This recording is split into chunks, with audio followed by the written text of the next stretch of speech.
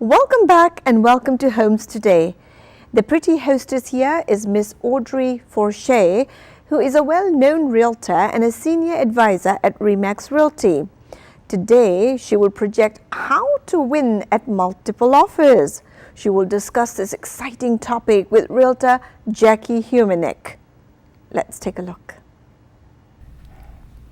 Hello viewers, welcome. Thanks for tuning in today. You're watching Homes Today, and my name is Audrey Forshey from Remax Realty Services in Rockville, Maryland. I'm a real estate agent there at Remax, and I have today with me Jackie Humanek, who is also an agent with Remax Realty Services, but her office is located in DC. So hi Jackie, how are you? Good, how are you? I'm very good. So can you take a minute and just tell us a little bit about how long you've been in the business and what your main area of expertise is? My main area is in DC. I've been in the business 13 years with Remax. Very good. Very good. Jackie and I work on several transactions together, and we work very well together. We share a lot of transactions. So one thing that I thought would be kind of an interesting subject for our viewers is multiple offers. So maybe you're out there looking at houses and you're coming up where you find that you really like a home or a property, and when you your agent calls the listing agent, you find out that there might be more than one offer on a property. And as Jackie and I worked through this in several situations, we thought maybe there might be a good, some good pointers for you all to look at in terms of helping you maybe get your offer accepted if you're having a frustrating time. So if I'm the listing agent and I have a listing, and we're going to just kind of play devil's advocate a little bit with Jackie and say, you know, what are the things that we do to make things better for our buyers to be able to get their offer accepted. So first, what will we call a multiple offer situation? It's when, go ahead. It's when you have 2 or more offers usually. They all come in within the same day or two. It's usually when the listing's very new on the market and at a good price. Okay. All right, so that's more than one buyer wants to purchase a specific property. And you know, don't you have a lot of buyers ask you the question that I submitted the offer first, so is it my offer the offer they're going to go with, and that sort of thing? But do we find that that's not really the case, is it? It's not really the case. Usually there's a deadline and they consider all offers equally when they come in first, second, or 10th. It doesn't really matter. Okay, so sometimes I'll see in MLS, like Jackie said, that all offers will be in by Tuesday evening at 6 p.m. Let's just make that up. And then the listing agent will collect all of the offers, and then they'll go through each offer, see what everyone's offering, all the different terms and stuff, and then they'll select one offer. You see, the listing agent and the seller will only select one offer because you can't sell the house to more than one person, so you can't make counter offers to all the people. So when you're working, Jackie, with a buyer and you really know that a property's probably going to go really quickly and you're going to have multiple offers on it, what are some of the things that you suggest to your buyer to do to maybe be a winner of the multiple offer bid? Well, the first thing is to try to get them in quickly, preferably the first day it's on the market. Then you have time to do things. You could do pre-inspections, so when you're writing an offer, you don't have to worry about writing it contingent on a home inspection, which makes it look way more appealing for the seller. So the buyer is going to go ahead and pay for an inspection even though they're not the owner, or they haven't ratified a contract on the property, you're saying? Yes, because it makes the offer look way nicer to the seller than someone that hasn't done an inspection yet and still needs 7 days to do it. And they have the contingency. Mm-hmm. How about financing? Don't you think that it's really good for the buyer to go and be pre-approved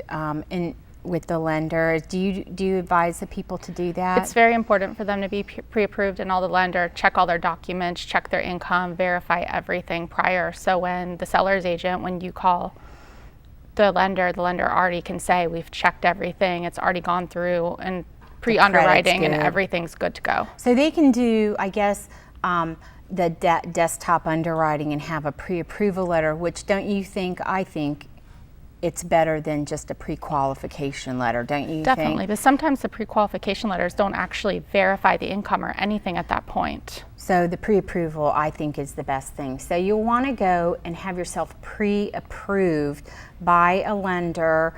Again, we always stress that you use a reputable lender, that you want somebody, sometimes actually local lenders, I hate to say this, you do better. If you go on the internet to find lenders, some listing agents don't like the lenders that are off of the internet. So you might actually, if you really want to do an internet lender, go for that, but maybe talk to a local lender in the area that's good, and maybe you could just at least talk to both of them and have a pre-qualification letter from both of them.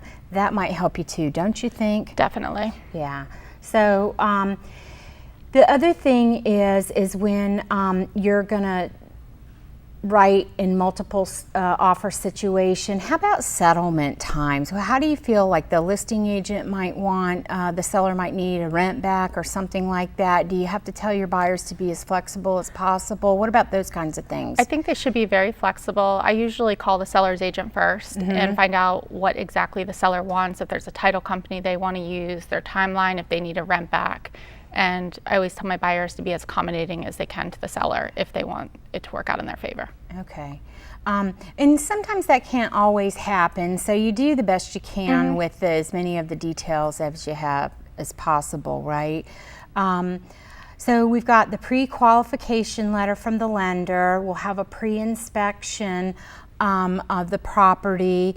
How about things like appraisals? I guess we really can't waive appraisal contingencies. I think those are important to have that. It's really important, especially if you don't have a lot of equity or you're not putting a lot down. You really need that for protection of the buyer. And so, Jackie, what are some of the other things that buyers can do to make themselves stronger in a competition? What do you think? Putting down a strong earnest money deposit, usually the higher the better. The seller, it shows the seller you're very serious and you really want the house. So that's the deposit that you write when you're submitting the offer, the check that you give with the contract. Okay. I usually recommend at least 2 or 3% of the sales price. Okay, all right, that's good. And then what about when we're writing the offer, sometimes if there's multiple offers, we might even suggest doing an escalation clause. Do you use those? All the time, because when there's multiple offers, very rarely is it ever going to sell for list price. You're always going to escalate higher. And so what you do is you usually offer full price for it, and then you would put an escalation clause with a cap. I want it up into whatever number, and you'll beat the other offer by whatever increment, $2,500, $5,000, something like that. And I also think that when I use an escalation clause with my buyers, you don't want to do a $500 increment because that's not going to make a difference to the seller, right? $500 is nothing. You want very minimum $2,500. The higher the better with that too. Yeah, because that way it beats it and makes it worth the seller's while to take a multiple or take an escalation clause. And so when we use an escalation clause, there is you can either increase the down payment by cash, right? Or you can increase the loan amount on the escalation clause. Is that right? That is right. So we also, I think it's good if we have our pre-approval letter and have a pre-approval letter for the escalated price also. Do you think that that's a good thing? I always usually send a pre-approval letter up to the escalated price. You do? Okay, so you start out with that. That's very good. And then the escalation clause, then once the seller has accepted the counter, they will then sign everything, and that is an agreed upon contract. Is that correct? It is, and the seller does have to provide the buyer proof of what escalated their offer. Show them the first and last page of the other offer.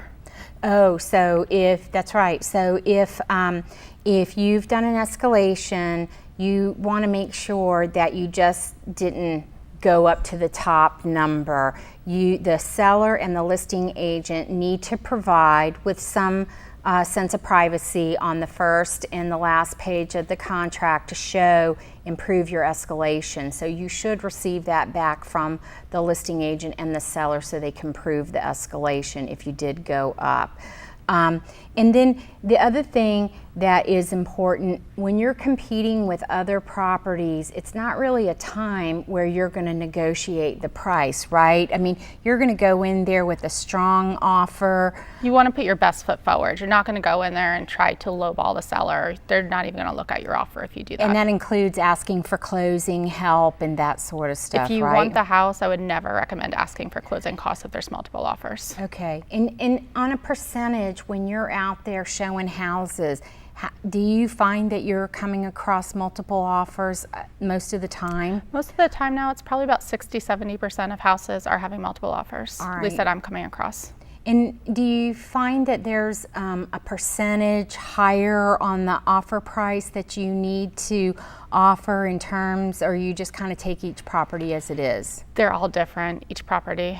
Okay. What about things like if we have the home inspection on the property prior to the contract ratification or submitting the offer, and the buyer feels good enough, or the home inspector does a good enough job and says the house is in good enough condition, maybe taking it in as-is condition. What do you think about that? I think that's a great way, because the seller would be way more confident going with that offer than someone that wasn't taking it as-is condition. Okay, so maybe we would look at doing that with the home inspection. There are other inspections that should be done, but you'll have to talk to your agent about it.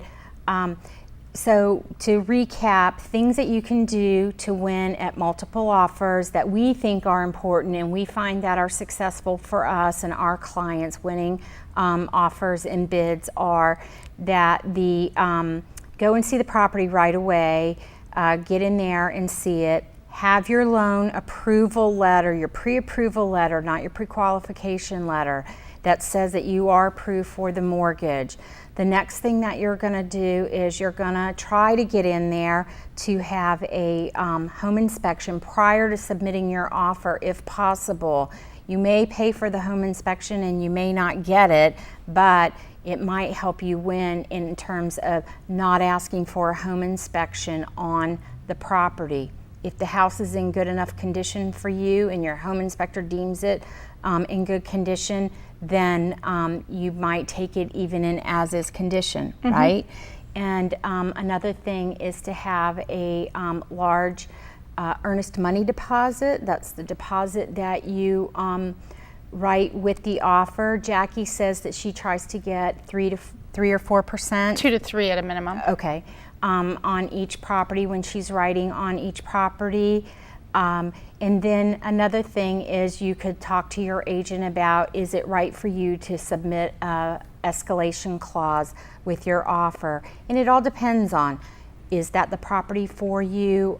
What do you think it might appraise for? The values in the neighborhood, and those are all things that you need to speak with your real estate agent about when submitting your offer. Can you think of anything else that they can do? Maybe keep all your contingencies to a minimum. Your financing contingency, you want it to be as short as possible. Oh, that's a good idea. Keep your appraisal contingency as quick as you can possibly get it done. Anything like that I think will help get your offer accepted. And that helps with your local lenders to try to get a rush on an appraisal and stuff like that. Most to make of the all local lenders can do an appraisal easily in a week, but the bigger banks, the non-local lenders, have a lot harder time doing it in a couple weeks. Okay, so I hope that you have found this to be helpful for you. We wish you luck in your offers out there, and we hope that this maybe gives you a little bit of extra information when submitting your offer.